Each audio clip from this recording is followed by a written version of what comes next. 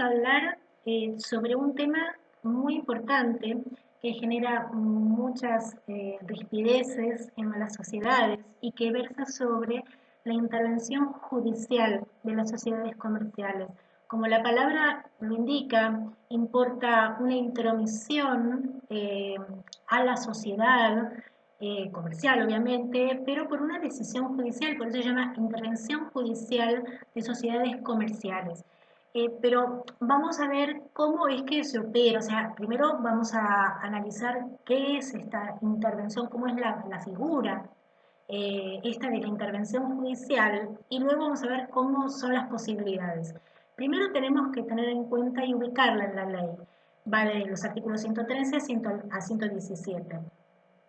Y está caratulado, o sea, está, su naturaleza jurídica es de una medida cautelar. Los que somos de derecho, ya hemos visto medidas cautelares cuando hicimos derecho procesal civil y comercial, y la gente de económicas por ahí no lo sabe, por eso lo vamos a repetir, vamos a recordar.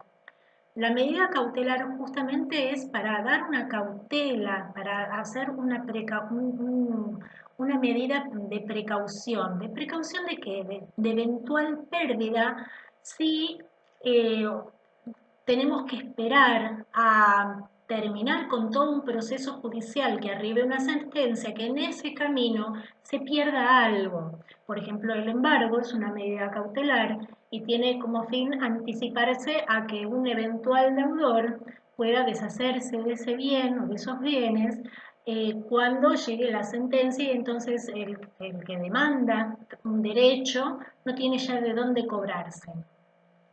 Pero claro que esta medida cautelar importa que aún no se dictó sentencia. Por eso tiene que tener muchos requisitos puntuales. El primer requisito es la verosimilitud en el derecho, o sea que el derecho con el cual quien solicita la cautelar es bastante verosímil, es bastante a luces, bastante cierto y justo. Luego tiene que acreditarse el peligro en la demora. Esto significa que de esperar a una sentencia puede ocasionar una pérdida o un perjuicio de no decretarse esta cautelar.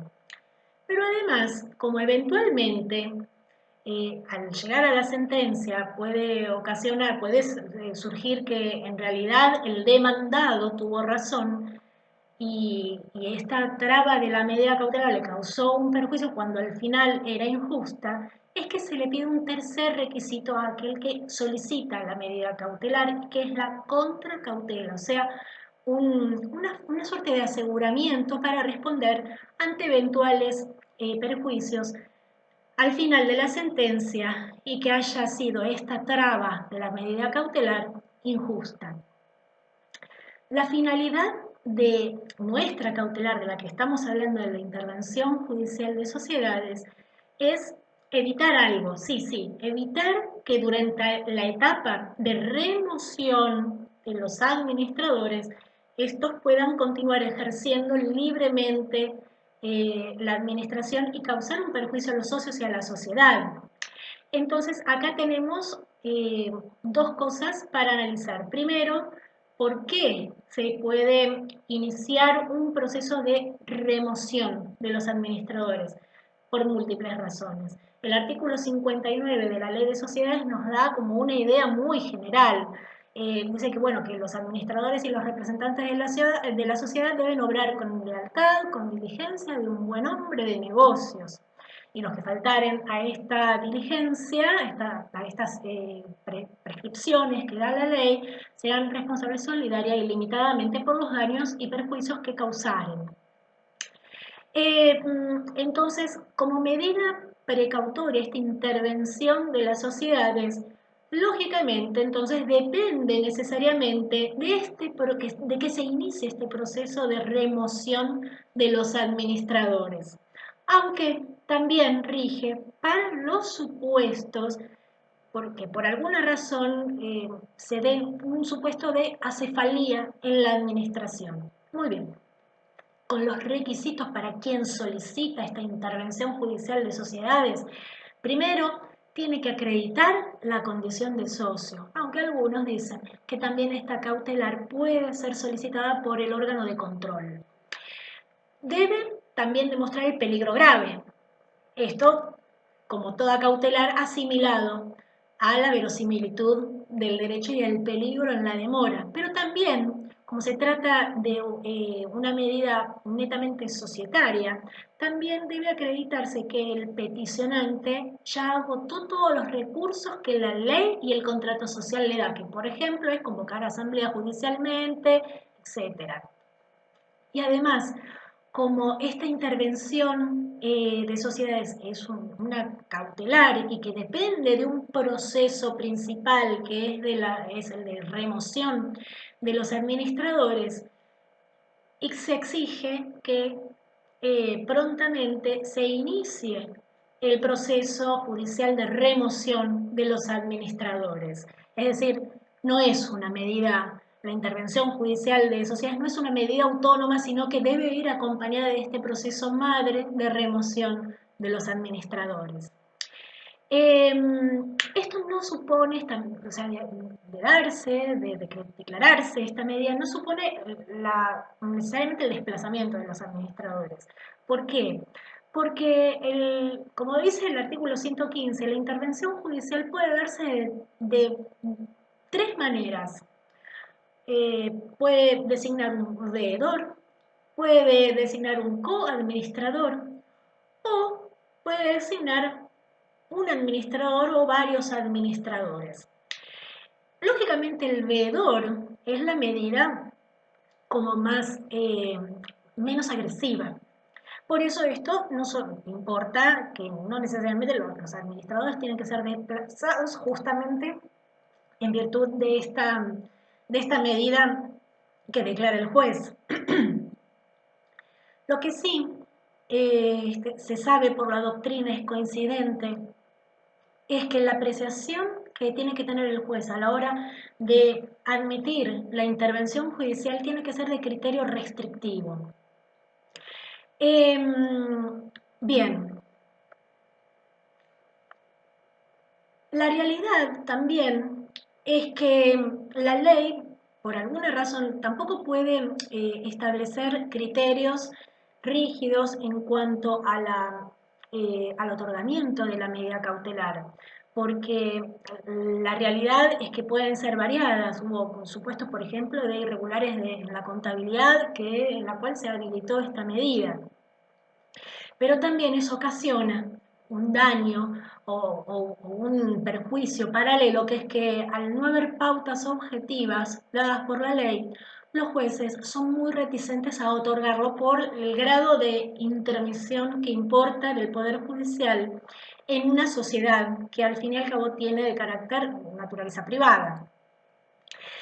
Bien, pero este criterio restrictivo, y ya que hablaba del veedor, no opera cuando la designación es de colocar un veedor. ¿Por qué? Porque el veedor lo que hace es ir a la sociedad, hacer averiguaciones, investigaciones, hacer consultas, de acuerdo a la pauta que le da el juez determinada con la resolución. O sea que en este grado de intromisión es el menos grave, y por eso es verdad que el veedor, cuando se establece la necesidad de incorporar un veedor, los jueces son un poco más propensos a otorgarla. Bien, ahora, el administrador judicial, ya cuando en realidad lo que se realiza como de acto declarativo es la designación de un administrador judicial, tiene determinadas formas de actuación. Primero hay que decir que las funciones van a ser determinadas por el juez en esta sentencia que otorga la intervención judicial, pero que nunca va a poder ser más extensas que aquella que la ley y el contrato social otorga a los administradores. La manera de comportamiento del administrador judicial son las mismas que están previstas por la ley para los administradores y representantes, que están en el artículo 59, que es lo que acabo de decir, que es que deben comportarse con lealtad y como un buen hombre de negocios. Obviamente que ante esta función se les va a otorgar también una remuneración, pero esta remuneración va a ser fijada por el juez, no por la asamblea, como ocurriría en el caso de un administrador societario de manera ordinaria.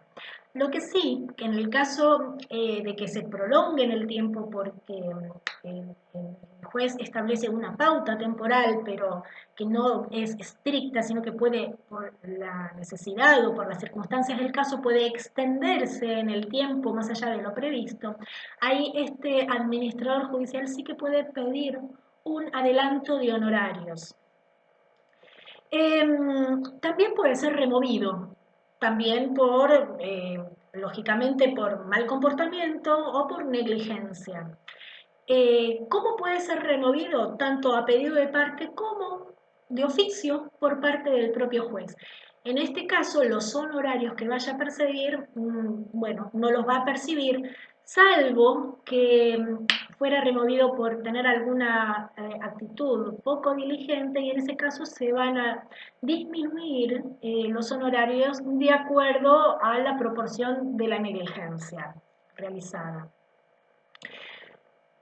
Una pauta también muy importante que da la ley en el artículo 117, que es, ¿puede recurrirse esta designación de intervención judicial?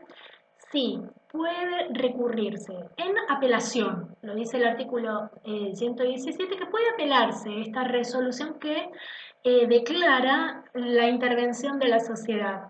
Lo que pasa que esta apelación es solo al efecto devolutivo. ¿Qué significa esto? Significa que por más que alguien apele esta medida, la medida se cumple y eventualmente dejará de cumplirse al momento eventualmente de resolverse favorable la apelación. Pero la mera interposición de este recurso de apelación no suspende la medida. ¿Puede una intervención judicial solicitarse por terceros? Esto es, dije que los socios son los legitimados a solicitarla, eventualmente el órgano de control, pero resulta que la ley no señala como que otros terceros pudieran estar legitimados a solicitar la intervención de una sociedad. No obstante, ante determinadas situaciones suele utilizarse la norma del artículo 224 del Código Procesal Civil y Comercial de la Nación, en el cual de alguna manera da la posibilidad a un tercero para solicitar. El texto textual del artículo 224 es así: de oficio o a petición de parte, el juez podrá designar un interventor informante para que dé noticia acerca del estado de los bienes objeto del juicio o de las operaciones o actividades con la periodicidad que se establezca en la providencia que lo designe. No es algo netamente y exclusivamente societario, sino que es, como ven, una norma bastante general, pero esta generalidad de esta norma procesal es la que da razón a los terceros para solicitar este tipo de medida en caso de tratarse de una sociedad.